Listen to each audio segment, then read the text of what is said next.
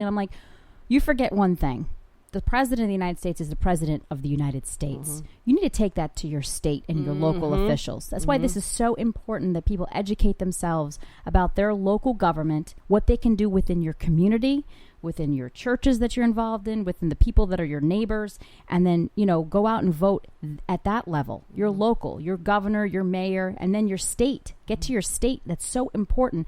Because your state representatives, your Congress, your House of Representatives, and your Senate are really important in bringing companies and businesses to your community so you can be employed. They're the ones who go to it. The president is the big top dog who's supposed to be for our world, okay, and help us out. Nothing he can do within your specific state without approval from that senator or that House of Representative. So it's really crucial that people get involved. If you want to make those kind of changes and you're suffering, you don't have to even move. Go out and vote. Or, you know what? Run yourself. Run for some local office. Even start out in your school boards or as a mayor or a little community. If you're in a small town community, run. Go run. Look what happened. We have a billionaire as our president. Anything is possible in this country. You could be nobody. I mean, Abraham Lincoln wasn't educated. He taught himself, and he became the president of the United States and freed the slaves. I mean, there's a lot to his story, but read. Educate yourself, go out and vote, and in your local community. I think that's so important. I know I say this. I want to do it myself. Make sure I do it myself. No, that's an excellent point. It's crucial. The town that we, sold our house in, Michele used to say to me all the time, there was a main street. It was called Market Street, and it had stores that had been there since I was born. So we're going back 45 years, 46 years. The town, God rest his soul, the mayor had just passed this past year, but he had been the mayor for 49 years, I think it was, and 12 consecutive terms at 4 years a term. But all the other towns around us were growing. There was Starbucks and Paneras and things that bring business in, and our town wasn't. And to your point, so many people who started running and saying that they wanted to change, because of course, the people who lived in the town had lived there forever. So of course they don't want to change nothing. But as they were moving out or passing away or, retiring, new faces were coming in. But our local government kept that business out. Yep. And then what the town wanted, like the young people, was a quote unquote downtown, bring a local. We had 7-Elevens and 9 Dunkin' Donuts on the outskirts of town, but nothing in the middle. Nothing that you'd say, let's go there. And not that you want like a big TGIF, city, but you want something. So to your point, that's an excellent because point. It brings that's where jobs it starts, too. Right? It keeps your community vibrant and alive. And a lot of small town places in America that I've actually lived in, they've lost a lot of their oomph. They've had struggled in major difficulties because the local government, the little community who headed up their county, wouldn't even allow Walmart to come in and have a company. They were so afraid of change that they turned away like 600 jobs. Well, then there was no jobs. Right. So then people have to move away or move out, or their crime goes up because people got to feed their families. Exactly. So, or feed themselves or whatever. It's just... It creates a problem. Yes, change is hard. Change is difficult. We don't always want it. It may not be great, but you be open to those companies and communities or having business and be self-sufficient. And I think if each community focused on being self-sufficient within their own community, that would actually help out the state, and that would overall help out your government, because you wouldn't have to go to your government for everything. That's a great point. And I just think it's crucial that people remember that and separate that, instead of expecting some grand savior to come in and save us all. Or blaming it on somebody else, because, now all the problems in the world are because Obama was the president. And before him, it was because Bush was president. And then it was Clinton. It's always somebody else's fault.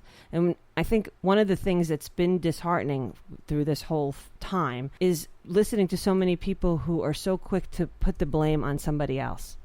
And the lack of accountability, it starts at home. I say this, accountability is when you are an accountable adult, when you are accountable for your actions, for your words, for your progress, for your defeats, you go out in the world with this aura about you that says it's going to be okay. Because no matter what happens, I'm either going to fix it or we're going to move on from it or grow from it. And we don't necessarily live in a world that feels the same way. And that's been really hard to see. It's always so much better somewhere else. And that's not true. But one of the great things about our podcast and there's many for Michele and I, but about a month ago, I started reaching out to people who follow us in different parts of the world.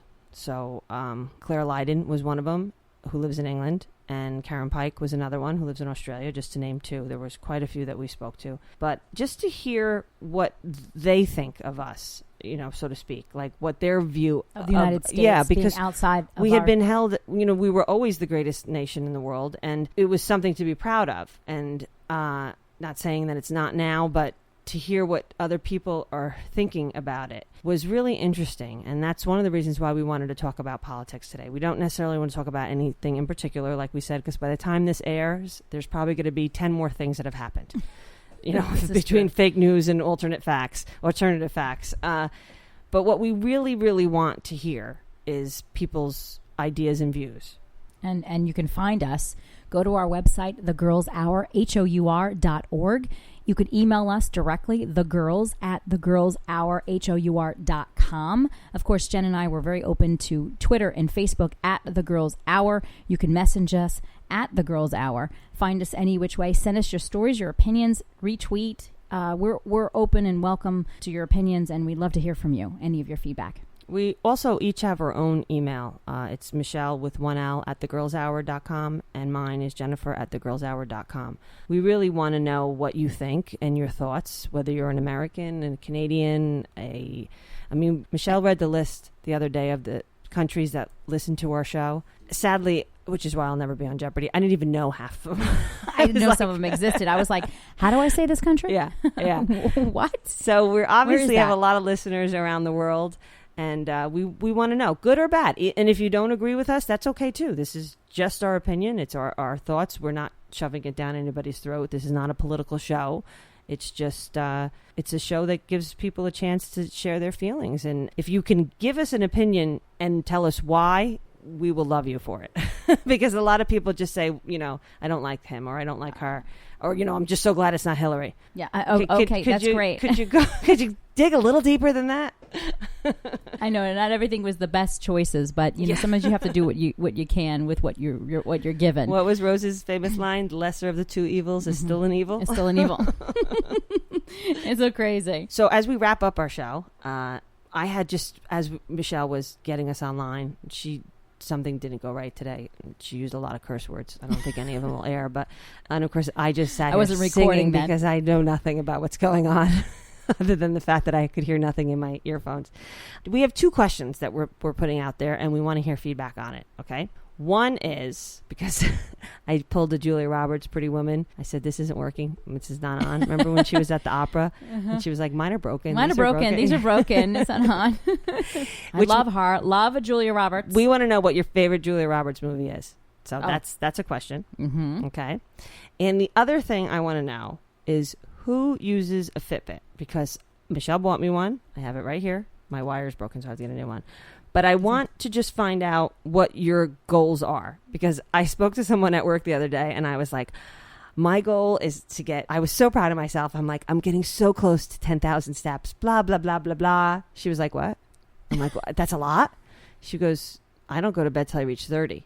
I was like, well, you and I are never going to be friends, but whatever. You didn't tell me about that. That's hysterical. So I was like, did I say 10? I meant 10 before noon, and then 20 by 5 and 30 by 10. Oh, I didn't mean 10. That's an extra zero there. It's 100,000 steps. Yeah, I could totally see you doing that. 100,000, my bad. See? Right, sorry, my bad. It's early. I hadn't had It's a Friends episode right there. 100,000.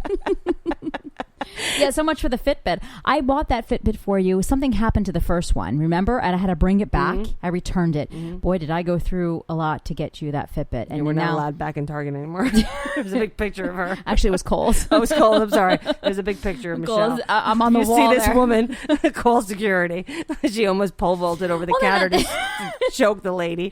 What do you mean I can't return this? I have to do an exchange? And then you know how they give you those points?